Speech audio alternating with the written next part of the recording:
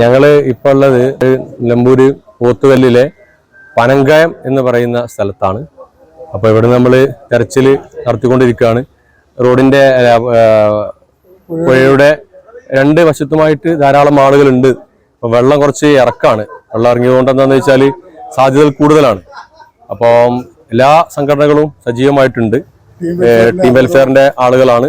Team വെൽഫെയറിന്റെ 10-60ഓളം ആളുകൾ പല പോയിന്റുകളിലായിട്ട് ഇറങ്ങിയിട്ട് 5 ഗ്രൂപ്പുകളായിട്ട് തിരിഞ്ഞതാണ്. ഇപ്പോൾ അങ്ങനെ ഓരോ ടീമിലും 5 ആളുകൾ, 6 ആളുകൾ, 10-ൽ താഴെയുള്ള ആളുകളായിട്ടുള്ള 8-10 ടീമുകൾ രാവിലെ തന്നെ എത്തിയിട്ടുണ്ട്.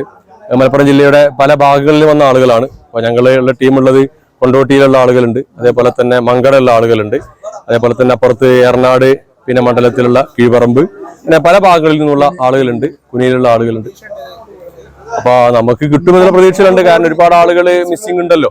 ഇനി ഒരുപാട് ആളുകളെ കിട്ടാനുണ്ടല്ലോ. ഇനി ഒരുപാട് ആളുകൾ വെള്ളം ഇറങ്ങിയതുകൊണ്ട് കൂടുതൽ പ്രതീക്ഷ ഉണ്ട്. എന്തായിരുന്നാലും നമ്മൾ സജീവമായിട്ട് നോക്കുക. അപ്പൊ മനുഷ്യനാണല്ലോ, ഇവരുടെ ശരീരങ്ങൾ കിട്ടുക എന്ന് പറയുന്നത് നമ്മളെല്ലാവരുടെയും ഒരു ബാധ്യതയിൽപ്പെട്ടതാണല്ലോ. അപ്പൊ അതുകൊണ്ട് ഇപ്പൊ നമ്മൾ 2-3 ദിവസമായിട്ടുണ്ട് വേണ്ട. ഇത് പൊട്ടിയാന്ന് മുതൽക്ക് തന്നെ പിറ്റേ ദിവസം തന്നെ ഇവിടെ ക്യാമ്പ് ചെയ്ത് കൊടുക്കുന്നുണ്ട്. ആളുകളെല്ലാം മാറിക്കൊണ്ടിരിക്കുകയാണ്.